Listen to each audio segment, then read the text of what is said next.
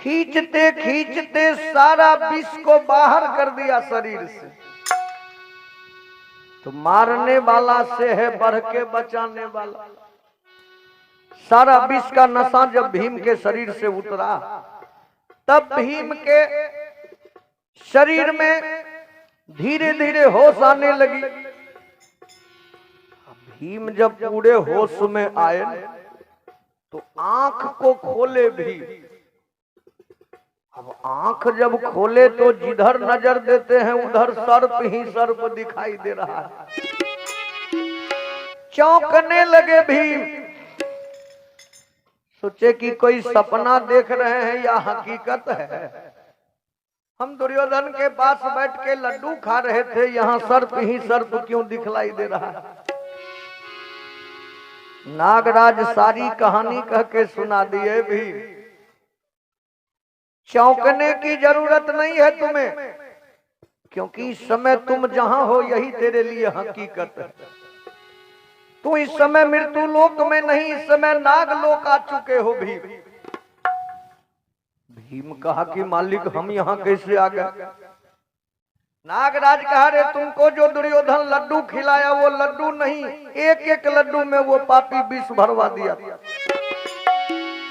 जो तू खा के बेहोश हो गए, तेरे शरीर को उसने नदी में फेंकवा दिया।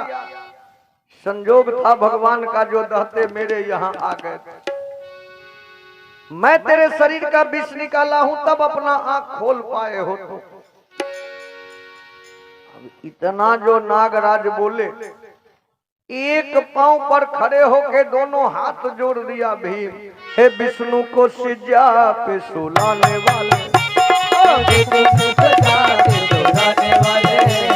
शंकर के गले को सजाने वाले, नाग देवता त्राही माँ पाही माँ, नाग देवता त्राही माँ पाही माँ, नाग देवता त्राही माँ पाही माँ, नाग देवता त्राही माँ पाही माँ।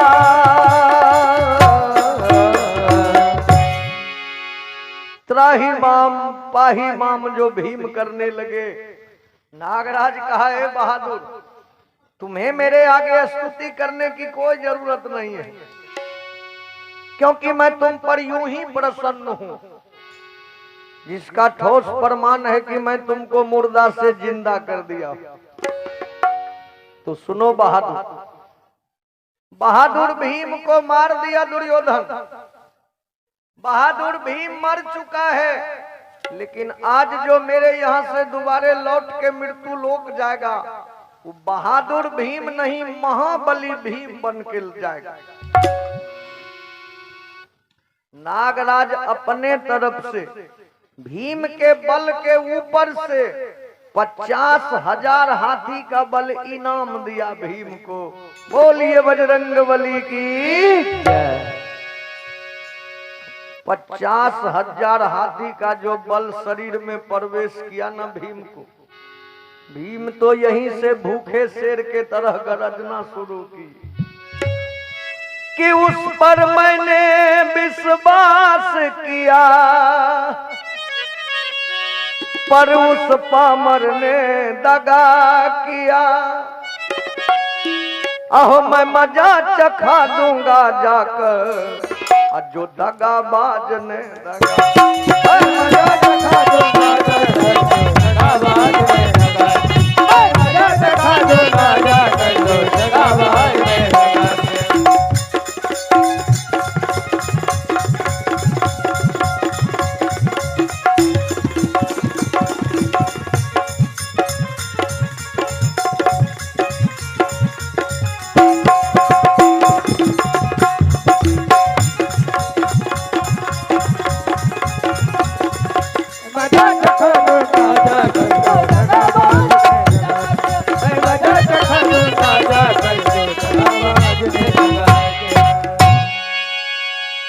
मजा चखा दूंगा जाकर जो दगाबाज ने दगा किया। दोबारे जब नागलोक से भीम लौटे और एक बार दुर्योधन के सामने गर्जन कर दिया तो कितने कायरों का दम निकल गया भीम का गर्जन सुन।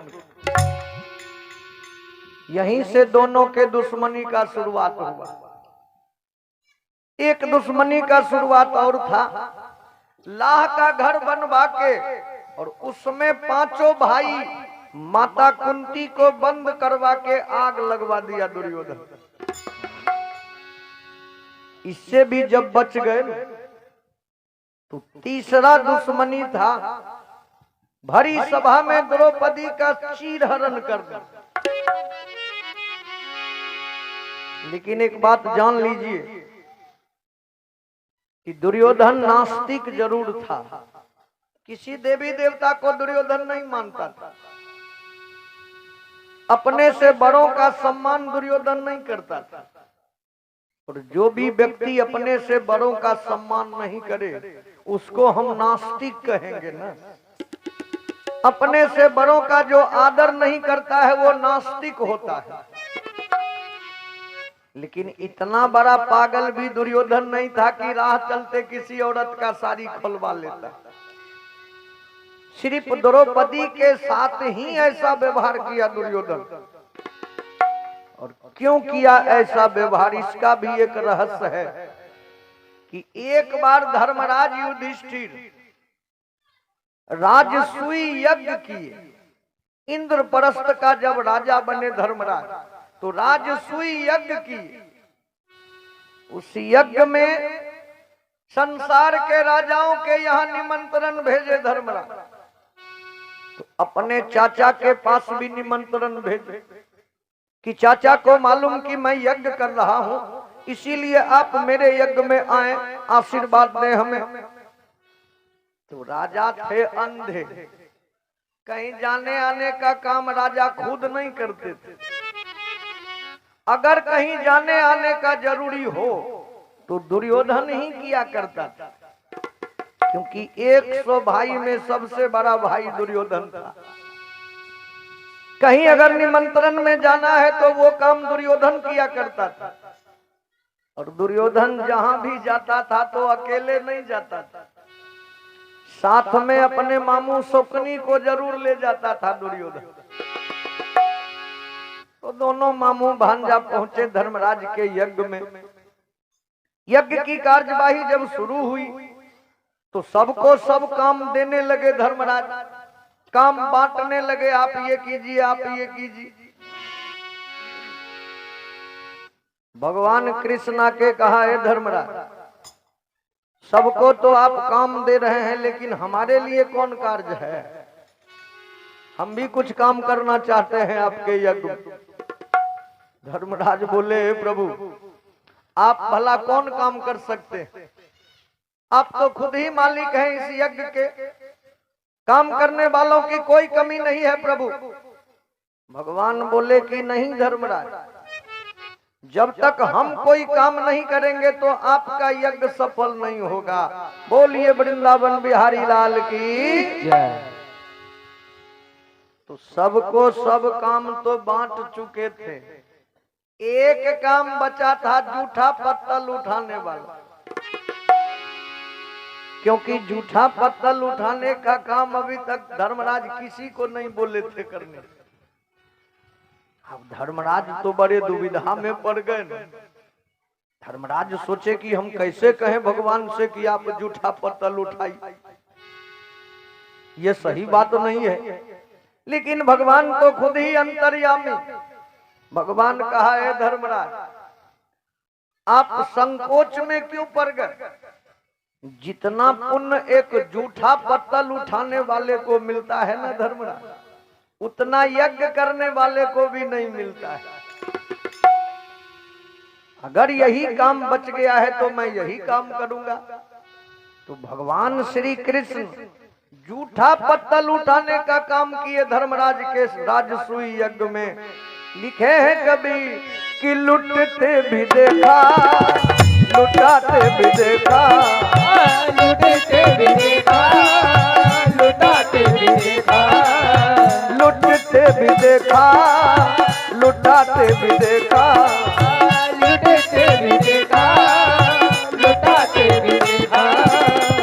कभी झूठे पत्तल उठाते भी देखा हो, कभी झूठे पत्तल उठाते भी देखा हो, कभी झूठे पत्तल उठाते भी देखा हो, कभी झूठे पत्तल उठाते भी देखा, लुटते भी देखा लुटाते भी देखा, कभी झूठे पत्तल हाँ उठाते भी देखा, लुटते भी देखा लुटाते भी देखा, लुटते भी देखा लुटाते भी देखा, कभी झूठे पत्तल उठाते भी देखा हो, कभी झूठे पत्तल उठाते भी देखा।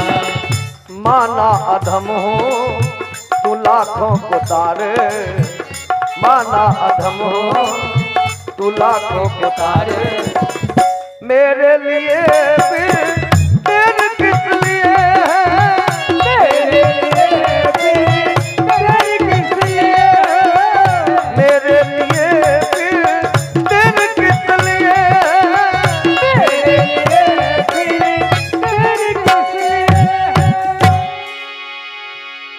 भगवान कृष्ण खुद ही जूठा पत्तल उठाए धर्मराज के राजसूय यज्ञ, लेकिन भगवान के आशीर्वाद से जब धर्मराज का यज्ञ सफल हुई ना, तो यथाशक्ति दक्षिणा दे दे के धर्मराज अपने यहाँ से सबको विदा करना शुरू की।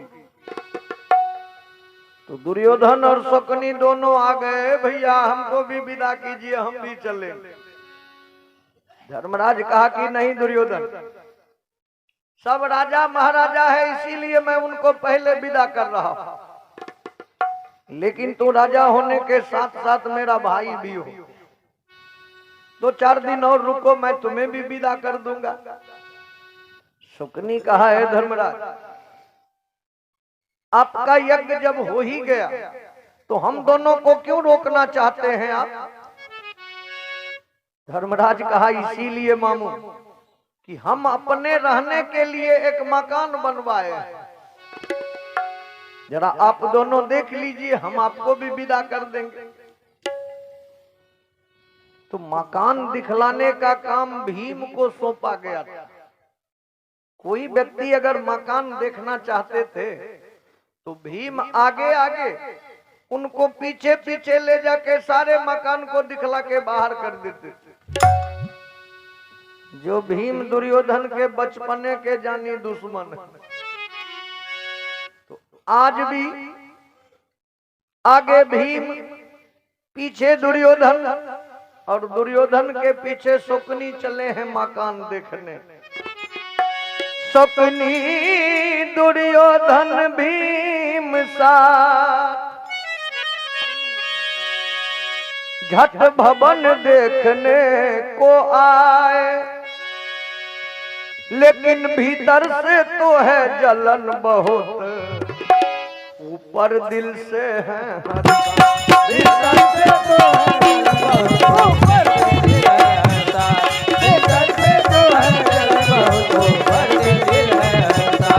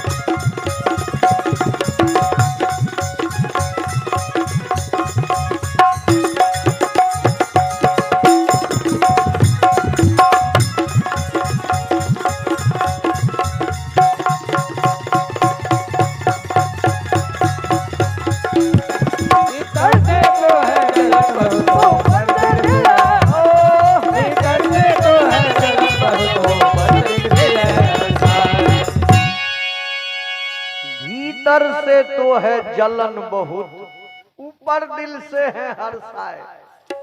मकान के फाटक पर जब दोनों मामू भांजा पहुंचा तो क्या देखा, बड़े बड़े अक्षरों में लिखा है माया महल। इतना सुंदर लिखावट था उस महल के सामने फाटक पर कि दोनों मामू भांजा तो उस लिखावटे को पढ़ने में मकसूल हो। शुकनी कहा, है दुर्योधन, इतना सुंदर मकान धर्मराज कैसे बना लिया? इतना तो औकात नहीं है धर्मराज के पास ऐसा मकान बनाने का।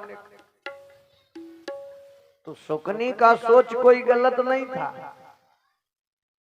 धर्मराज को सचमुच उतना शक्ति नहीं था ऐसा मकान बनाने का। तो कहेंगे धर्मराज को ये मकान मिला कहां से?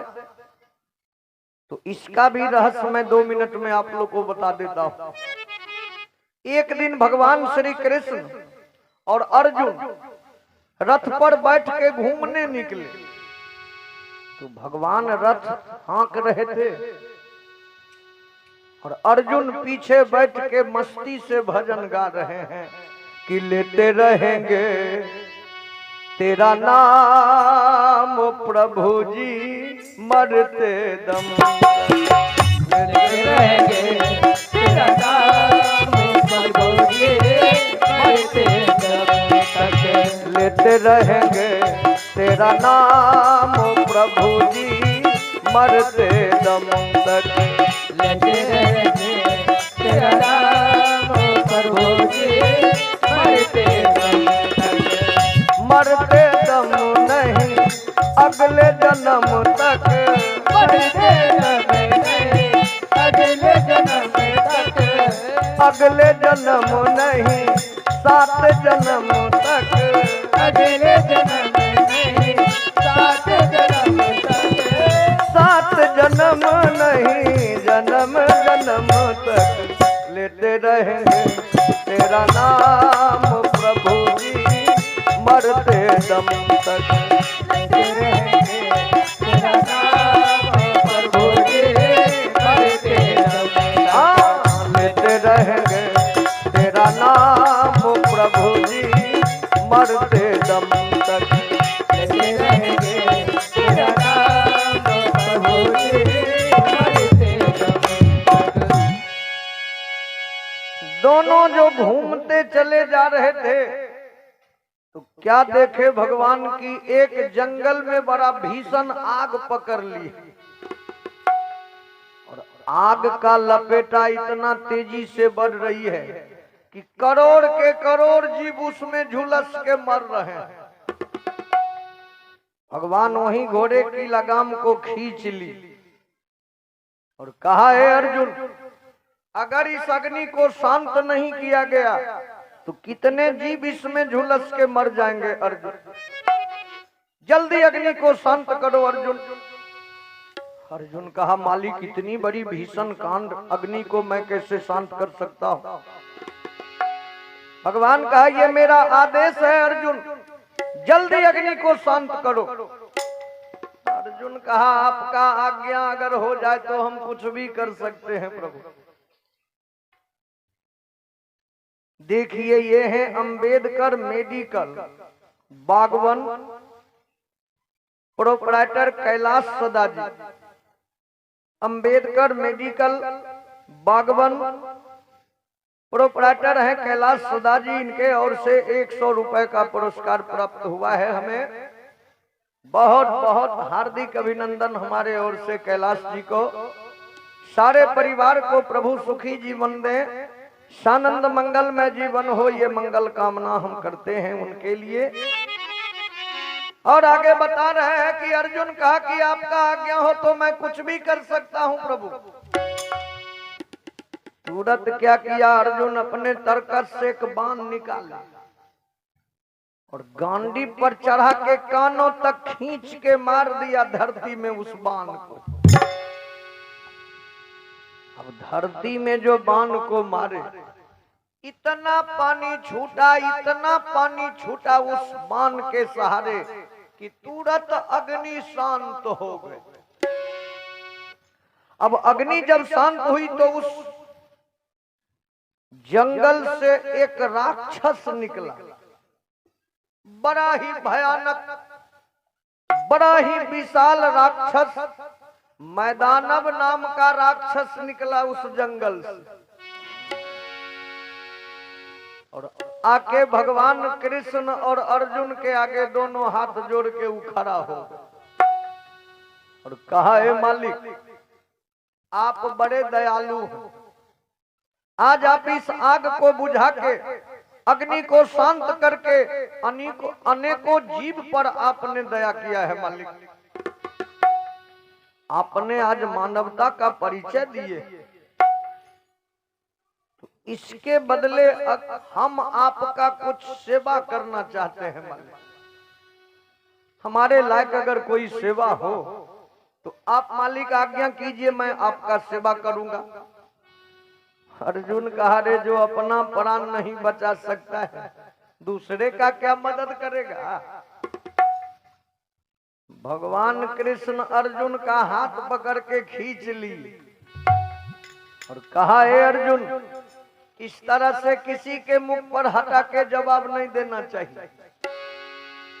जिस राक्षस को तू साधारण समझ रहे हो अर्जुन, ये कोई साधारण राक्षस नहीं है।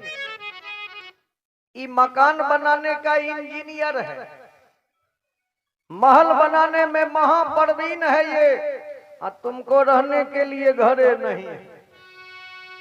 तो जब ये तेरा सेवा करना चाह रहा है तो क्यों ना अपने लिए 2-4 मकान इससे बनवा लेते हो।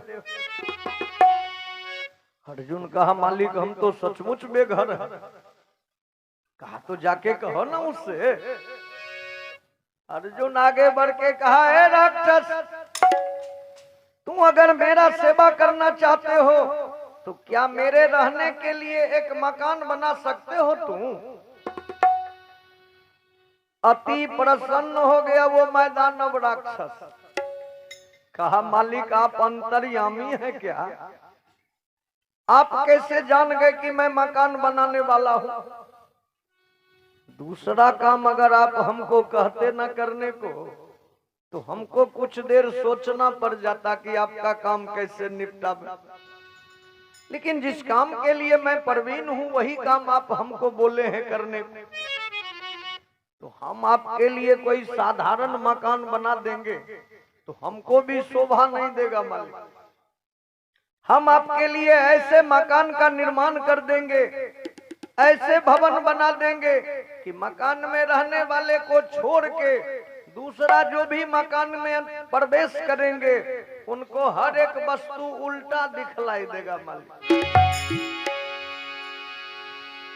कच्ची जमीन मालूम देगा कि पक्की जमीन है, पक्की जमीन मालूम देगा कच्ची जमीन है।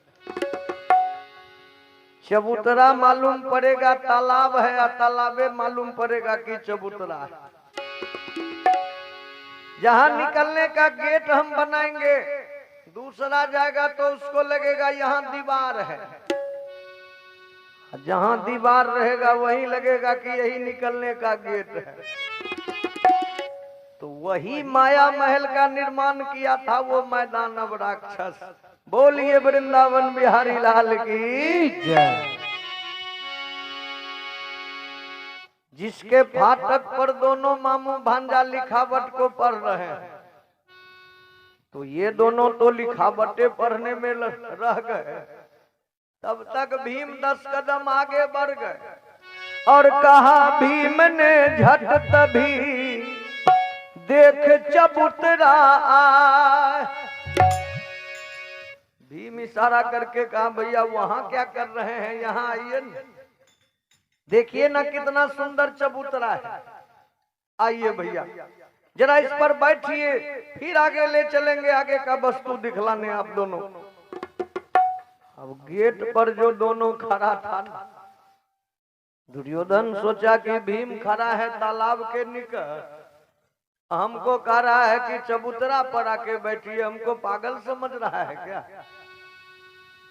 फिर सोचा कि हमको कहीं धोखा होता हो। बगल में मामू है, जरा इनसे पूछ ले। सुकनी से कहा, हे मामू, भीम जो वहां तालाब के निकट खड़ा है कह रहा है कि चबूतरा है, क्या वो सच में चबूतरा है मामू। तो सुकनी को कौन सुल्टा दिखलाई दे रहा था। सुकनी कहा, है दुर्योधन, तेरा बाप अंधा है कि तू भी अंधा हो गए। तुम देख नहीं रहे हो भीम खड़ा है तालाब के निकट, तुम कैसे चबूतरा मान रहे हो? अब दुर्योधन सोचा कि मेरे नजर में तालाब है, मामू के नजर में तालाब है, तो फिर ये भीम कैसे कह रहा है कि चबूतरा है? दुर्योधन कहा, हे मामू, है बड़ा सुंदर तालाब, जरा चलना चाहिए। क्या किया दुर्योधन ने झट तभी अहो धोती लिया संभाल, तो शोकनी भीमो जाता था तो जूता दिया निकाल। दुर्योधन ठेवने के ऊपर धोती खींच लिया, शोकनी जूता मोजा खोल के हाथ में ले ली। अब भीम जो चबूतरा के पास खड़े थे मुस्कुराने लगे कि दोनों मामू भांजा पागले, हम कह रहे हैं कि चबूतरा पर आके बैठिए तो ये पानी में तैरने का इंतजाम कर रहे हैं।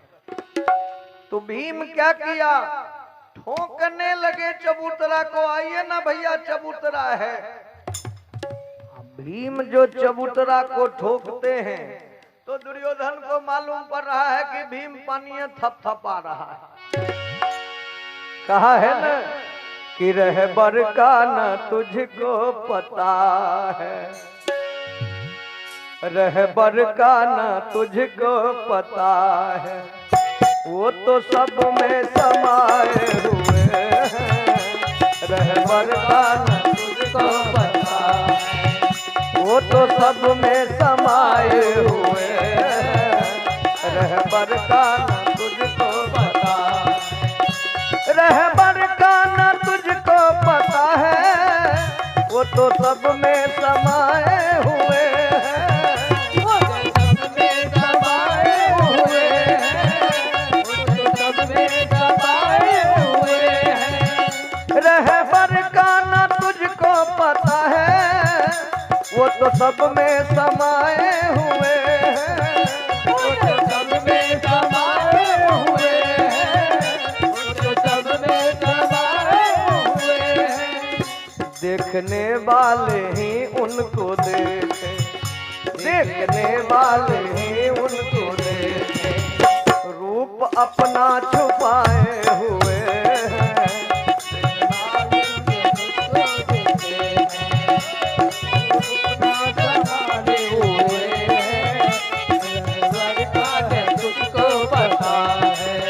वो तो सब में समाये हुए हैं।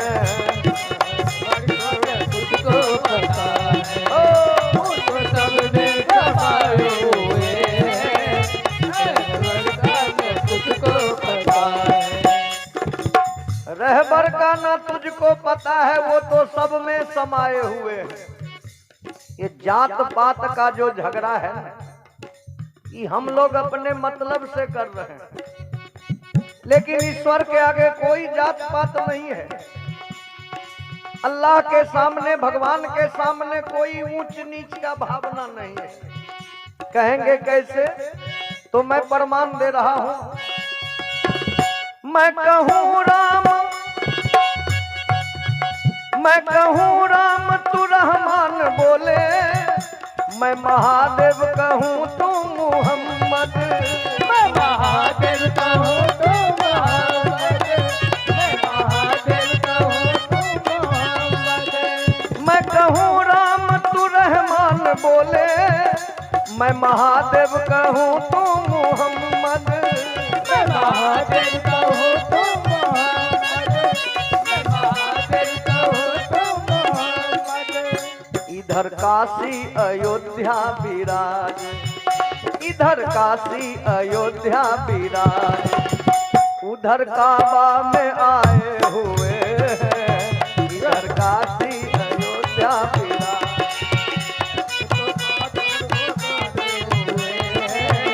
रहबर का न तुझको पता है, रहबर का न तुझको पता है, वो तो सब में समाये हुए हैं।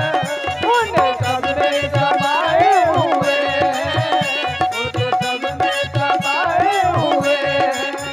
देखने वाले ही उनको देखे, देखने वाले ही उनको देखें, रूप अपना छुपाए हुए हैं। देखने वाले उनके देखे हैं, छुपाए हुए हैं। देखे भगवान तुझको पता है। देखिए इस भजन पर राम लखन वर्मा जी, इनके ओर से 50 रुपए का पुरस्कार प्राप्त हुआ है हमें। बहुत बहुत हार्दिक अभिनंदन हमारे ओर से वर्मा जी को। सारे परिवार को सुखी जीवन दे प्रभु, ये मंगल कामना करते हुए 2 लाइन और मैं सुनाता हूँ इस भजन को। इधर मंदिर में होती है पूजा, उधर मस्जिद में होती अजा है। उधर मस्जिद में होते आया है, उधर मस्जिद में होते आया है। इधर मंदिर में होती है पूजा, उधर मस्जिद में होती अजा है। उधर मस्जिद में होते आया है, उधर मस्जिद में होते आया है।